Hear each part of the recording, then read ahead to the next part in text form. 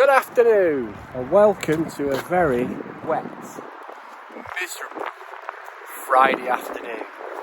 And today is the 11th of February and we're going away this weekend for my birthday. Well, my wife's taking me away this weekend for my birthday.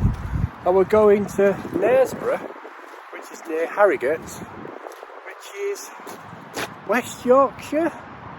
Well, it's in Yorkshire anyway. So that's where we're going. It says to be the most beautiful town in the whole of the UK. And my wife's booked, I think, the smallest house we have ever stayed in.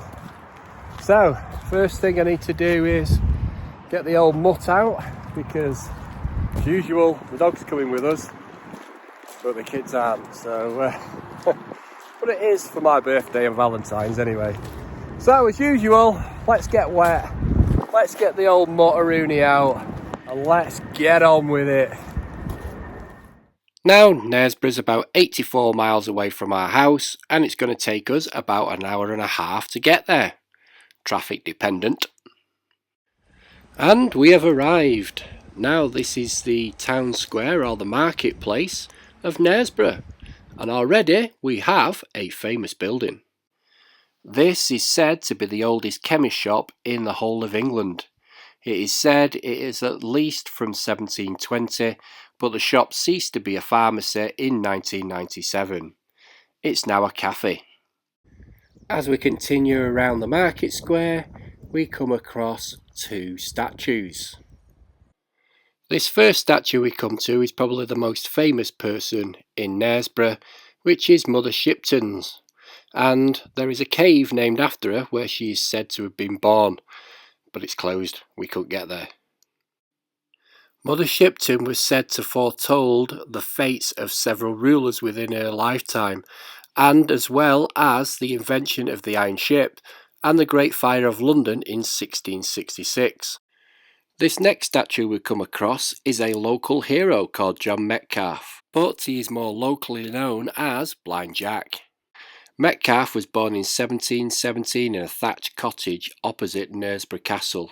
When Metcalfe was 6 years old, an attack of smallpox left him blind, but that didn't stop him going on to have a career in building roads. Metcalfe designed and helped to build around 180 miles of road across Yorkshire, Lancashire and Derbyshire. Many of these routes still survive today as parts of the A59 and the A61. So valued by Knaresborough's locals that in 2008 they raised £30,000 to have Blind Jack immortalised in bronze by Barbara Asquith.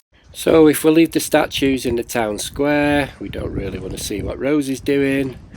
We can also see there is a public house named after the local hero, and of course it's called Blind Jack's. Also on the pub windows you can see there's some artwork. This is a collection of public artworks illustrating characters and events from the town's long and rich history. These paintings are painted on some of the Georgian buildings which had its windows bricked up to avoid paying the window tax. This window tax was brought into England and Wales in 1696 and was repealed 155 years later in 1851.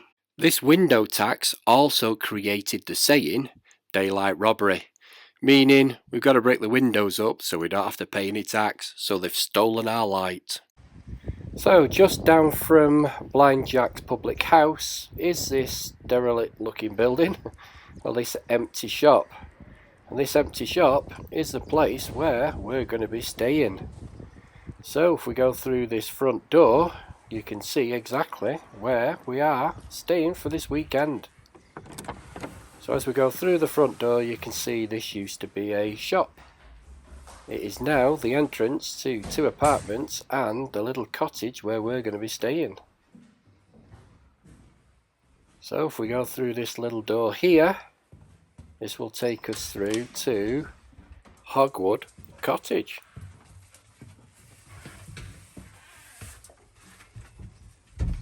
So, as you open up, we come to this courtyard. Secret little house in the back of a shop. So let's take a look in our tiny little house and see what we've got. So as we go through the front door, you can see we've got one room, which is literally our living room, dining room and kitchen. It's a shame the open fire doesn't work. There's our kitchen sink, so we go and squeeze past the kitchen sink. We've got a fully equipped bathroom with shower, wash basin and WC. There's me. If we come back out of the bathroom into the living room, stroke kitchen, stroke dining room, up these flights of stairs. This is our bedroom. So it's literally 2 rooms.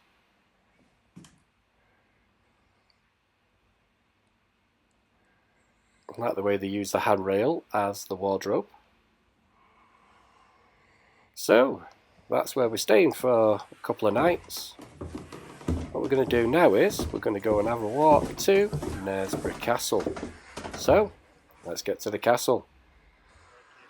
Knaresborough Castle was first built by a Norman baron in 1100 on the cliff above the River Nid. There is documentary evidence from 1130 referring to works carried out at the castle by Henry I. In 1170, Hugh de Morville and his followers took refuge there after assassinating Thomas Becket.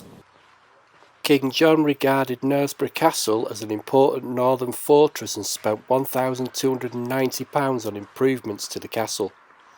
The castle was later rebuilt at a cost of £2,174 between 1307 and 1312 by Edward I, and later completed by Edward II, including the Great Keep. Edward II gave the castle to Piers Gaveston and stayed there himself when the unpopular nobleman was besieged at Scarborough Castle. Philippa of Einholt took possession of the castle in 1331, at which point it became a royal residence. The Queen often spent summers there with her family. Her son, John of Gaunt, acquired the castle in 1372, adding it to his vast holdings of the Duchy of Lancaster. Catherine Swineford, Gaunt's third wife, obtained the castle upon his death.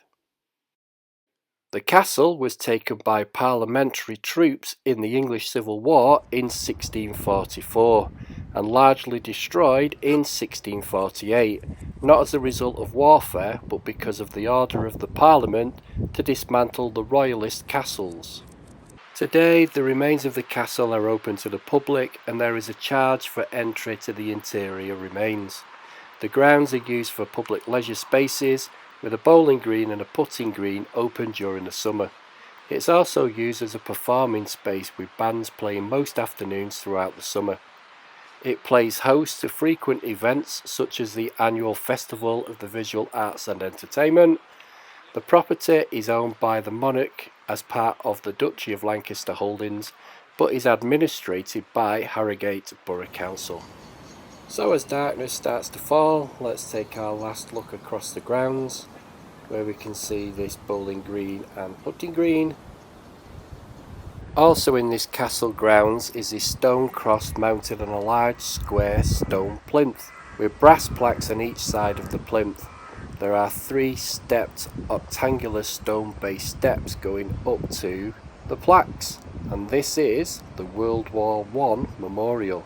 From this high vantage point of the castle grounds, if we look down into the valley below, we can see the River Nid, which runs for 94.45 kilometres or 58.69 miles. In the distance, crossing the River Nid, you can see the railway viaduct. This castellated viaduct across the River Nid was influenced by the medieval character of the town, and it was built in 1851 for the Leeds and Thirsk Railway. The viaduct was supposed to have been completed in 1848, but the first construction collapsed into the river very near completion. The bridge collapsed on the 11th of March 1848. This unfortunate collapse delayed the building of the line for 3 years. The bridge is made of grit stone and it is 260 feet or 80 metres long. It's 80.5 feet high or 24.5 metres high. It has 4 spans with one of its piers in the water. The bridge was designed by Thomas Granger and cost £9,803 and was opened on the 1st of October 1851. The viaduct is now classed as a Grade 2 listed structure. And that is the end of our little holiday getaway to Knaresborough in North Yorkshire. So, if you've liked this video, why don't you give me a thumbs up or leave a constructive comment down below. If you've not subscribed to my channel, then please subscribe because it helps. And don't forget to hit that notification bell because you want YouTube to tell you when we're uploading videos. Not sure when they are at the moment. Anyway, all I've got left to say is, thanks for listening, thanks for watching, and I'll catch you on the next one, guys. Cheers.